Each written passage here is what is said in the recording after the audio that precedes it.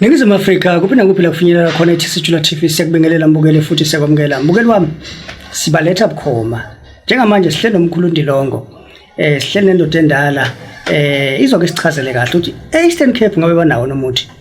Eastern Cape ngabe bayakwazi nokulekelela umuntu makuthiwa uvaliwe lo muntu akusebenzi lutho mkhulu akubingelela lapho bukele emakhaya ngibingelele umkhulu Mageba ngibingelele student esisha sethu sala ekhaya maphela ngathi sekhaya manje ingathi isethu sekhaya kunjalo Khehle ngiyabonga kakhulu mkhulu Khehle ake siqale la kunomuntu omkhulu othi mina selo ngithi ngizama ngilanda imithi ngapha nangapha umuthi mangulandela umsebenzeli umuntu onenkinga ukuthi umuthi awusebenzi kuyena futhi naye uthi seze wamukela ukuthi umuthi awusebenzi ukwazi ukumsiza kanjani mkhulu inkinga enkulu le kakhulu ebantwini manje kulesi sikhathi samanje abantu bayavalwa kuyavalwana nje if usebenza kahle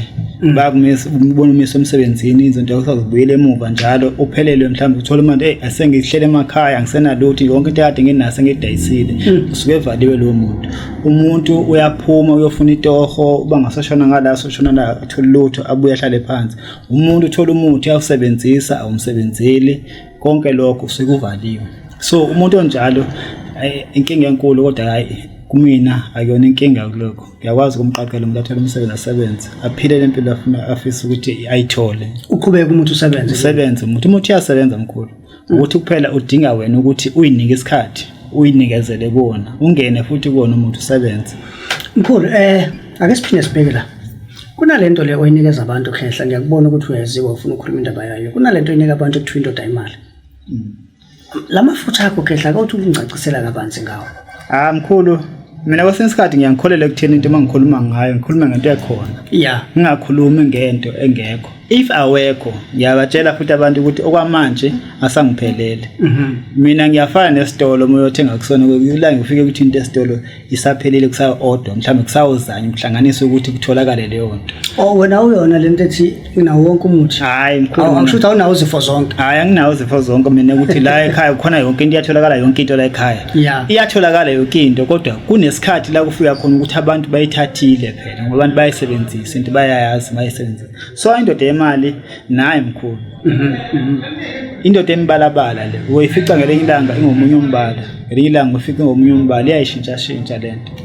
kodwa mina mangiyakha ngiyakhela ukuthi kuwena ningaxaki ngoba izokuthusa ngelenye usuyibona ibomvu ebuhlaza imhlophe ngenye umbala yabona so lento uyayigcoba nje kuphela kodwa ngifuna ukuchaza kaningi ukuthi uchaza kanjani kodwa futhi ihlale unayo khona but awulambi mkhulu iyangidinga yini ukuthi mhlambe ngibe nebusiness ngibe ne-tech shop nyana ukuze ikwazi ukusebenzela no mkhulu ayidingi ukuthi ube nebusiness ayidingi ukuthi ungaliqala ibusiness ngayo uphile ngayo indoda yemali Khehle ngizwa kahle mkhulu ake sibheke la mhlambe kukhona ezinye izinto ofuna ukuzicacisela umbukeli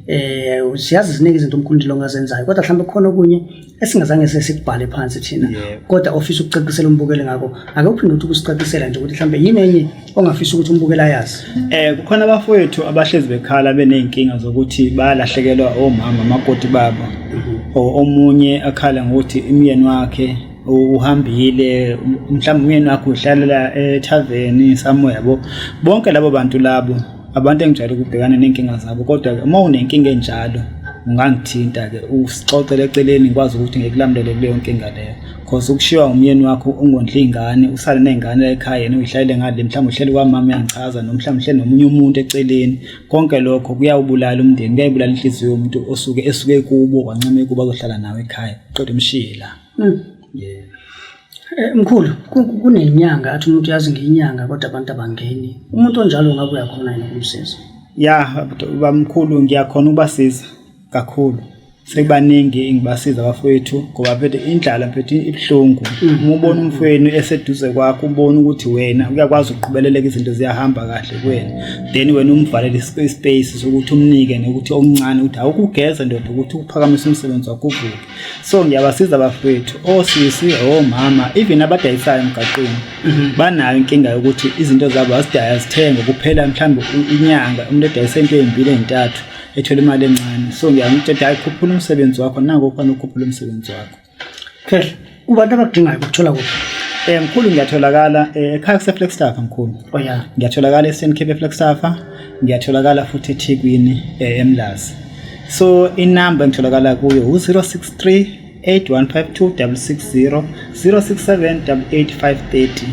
88 awuphinde futhi inamba 067 88 063 8152 660. Mbukeli wami sibonge kakhulu kubona bonke ababukeli ababukela i-channel yethu Chisijula TV2. Siyanithembisa ukuthi sazi lokho sibalanda njalo lapha indabuko abarecommendwe yinina ukuthi beze bazonichazela izinto ezizonisiza. Sibonge kakhulu nakumkhulu welakho lokuvalelisa Khehla. Ngiyabonga kakhulu mkhulu ngokuthi ngizoqhamuka ngala. Ababukeli bathanda ukungimemeza njalo mkhulu akuvele ngikhona la sisabona khona enye indawo akuyovela nakubantu bani bababala abantu bakhona la endaweni ngoba bathanda ukuthi ufuna umsebenzi wami usabalale. Kuyangijabulisa lokho kakhulu ngoba bayazi ukuthi ngiyabasiza and kubalekile mkhulu ukuthi abantu uma basiza ngokweqiniso ungabe nayo into yokuthi wena usebenzele ukuthi kusizakale wena ngoba lokho kubulala umsebenzi wakho kanjalo yebo mkhulu. So nje ngicabanga ukuthi ngibonga kakhulu ukubona ukuthi bakwazi ukungikhuphula abathayi mkhulu akuvele nala sizoqhamuka sikubone khona. Siyabonga bonke ababukeli emakhaya. Siyabonga.